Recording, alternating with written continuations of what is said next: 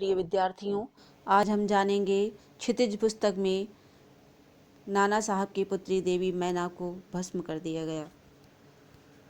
सबसे पहले जानते हैं हम इसका सारांश। नाना साहब की पुत्री मैना को भस्म कर दिया गया पाठ लेखिका चपला देवी के द्वारा लिखित एक रिपोर्टाज है।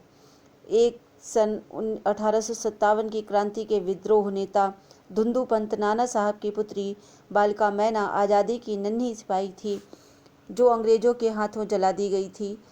जब 1857 ईस्वी की क्रांति के दौरान कानपुर में नाना साहब असफल होने के पश्चात भाग गए तो जल्दी में अपनी पुत्री मैना को साथ न ले जा सके। अंग्रेज कानपुर में विद्रोह को कुचलने के बाद विठूर में नाना साहब के महल में जा पहुंचे और सारा राजमहल लूट लिया। तत्पश्चात अंग्रेजों ने तोप से नाना साहब का महल जलाकर राख कर देने का निश्चय किया। जब अंग्रेजों ने नाना साहब के महल को उड़ाने के लिए तोपें सामने रखी तो उसी समय अचानक महल के बरामदे में एक बहुत सुंदर बालिका आ जाती है।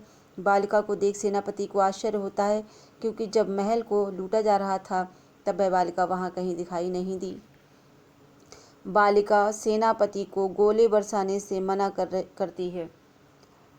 बालिका का करुणामय चेहरा देखकर सेनापति को उस पर दया आ गई।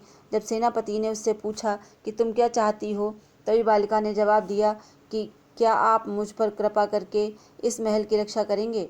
इस पर सेनापति ने बालिका से पूछा कि तुम्हारा क्या उद्देश्य है। तभी बालिका भी सेनापति से पूछती है कि मकान गिराने में आपका क्या उद्देश्य है।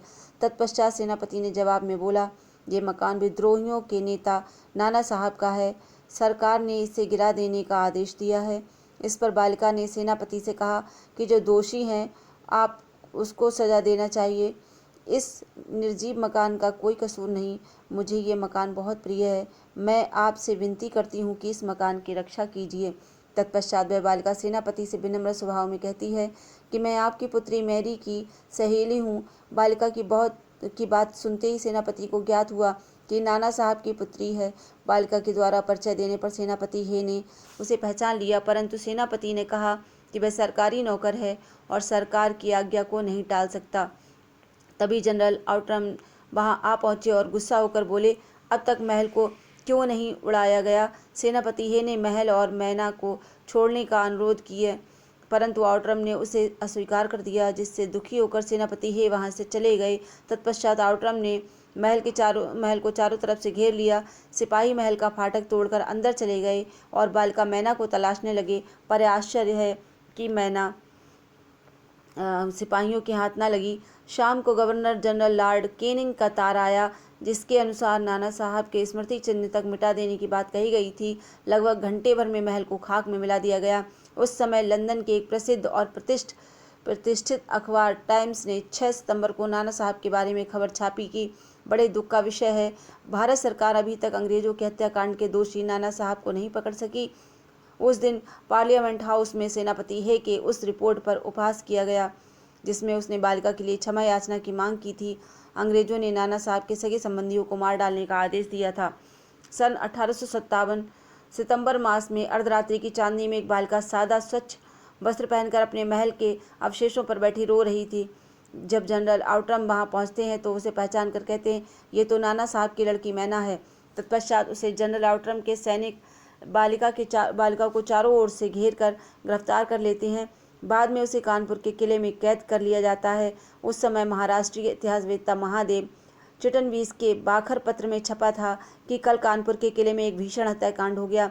नाना साहब की इकलौती पुत्री मैना धधकती हुई आग में जलाकर भस्म कर दी गई। भीषण अग्नि में शांत और सरल मूर्ति उस अनुपमा बालिका को जलती देख सबने उसे देवी समझकर प्रणाम किया। इस तरह लोगों ने उसे सच्ची श्रद्धांजलि दी। अब आते हैं प्रश्नोत्तर पर। बालिका मैना ने सेनापति हे को कौन कौन से तर्क देकर महल की रक्षा के लिए प्रेरित किया। तो बालिका मैना ने सेनापति हे को निम्नलिखित तर्क देकर महल की रक्षा के लिए प्रेरित किया। आपके विरुद्ध जिसने शस्त्र उठाए वे दोषी हैं, परंतु इस जड़ पदार्थ मकान में क्या अपराध किया है। तत्पश्चात बालिका मैना ने कहा कि ये स्थान मुझे बहुत प्रिय है, इसलिए मैं आपसे विनती करती हूँ कि इस महल की रक्षा कीजिए।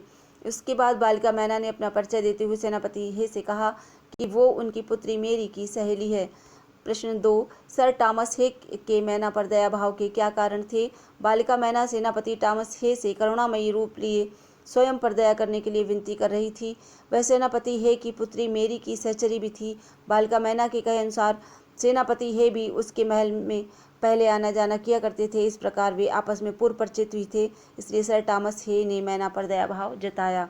अगला प्रश्न है, टाइम्स पत्र में 6 सितंबर को लिखा था, बड़े दुख का विषय है कि भारत सरकार आज तक उस दुर्दांत नाना साहब को नहीं पकड़ सकी। इस वाक्य में भारत सरकार से क्या आशय है? टाइम्स पत्र ने 6 सितंबर को लिखा था, बड़े दुख का विषय है कि भारत सरकार आज तक उस दुर्दांत नाना साहब को नहीं पकड़ सकी। इस वाक्य में भारत सरकार से आशय अंग्रेजों की सरकार से है, क्योंकि भारत पर तत्कालीन हुकूमत अंग्रेजों की थी। अगला प्रश्न, स्वाधीनता आंदोलन को आगे बढ़ाने में इस प्रकार के लेखन की क्या भूमिका रही होगी? आरंभिक काल से ही लेखन कला के माध्यम से समाज में जागरूकता लाने का प्रयास जारी है। ये संचार का एक सशक्त माध्यम भी है। मैना जैसी छोटी बालिका पर अपनी क्रूरता की हद पार करने वाली अंग्रेजी सरकार के विरुद्ध लोगों में रोष पैदा हुआ होगा। फलस्वरूप लोगों में देशभक्ति का भाव जागा होगा तथा वे भारत को स्वाधीन बनाने के सपने को और भी सक्रियता के साथ अंजाम देने में जुट गए होंगे। अगला प्रश्न, मैना जड़ पदार्थ मकान को बचाना चाहती थी, पर अंग्रेज उसे नष्ट करना चाहते थे, क्यों? उत्तर है, वह मकान बालिका मैना के लिए एकमात्र सहारा और पैतृक धरोहर के रूप में था, जबकि नाना साहब पहले से ही अंग्रेजी सरकार और अंग्रेज लोगों को जान माल का नुकसान पहुंचा चुके थे। इसलिए अंग्रेज नाना साहब से जुड़ी हर निशानी को मिटा देना चाहते थे, ताकि उन्हें आने वाले समय में फिर से कोई बड़ा नुकसान न उठाना पड़े। जिसके फलस्वरूप मैना जड़ पदार्थ मकान को बचाना चाहती थी, पर अंग्रेज उसे नष्ट करना चाहते थे। अगला प्रश्न, मैना की अंतिम इच्छा थी कि वह उस प्रासाद के ढेर पर बैठकर जी भर के रो ले, लेकिन पाषाण हृदय वाले जनरल ने किस भय से उसकी इच्छा पूर्ण न होने दी।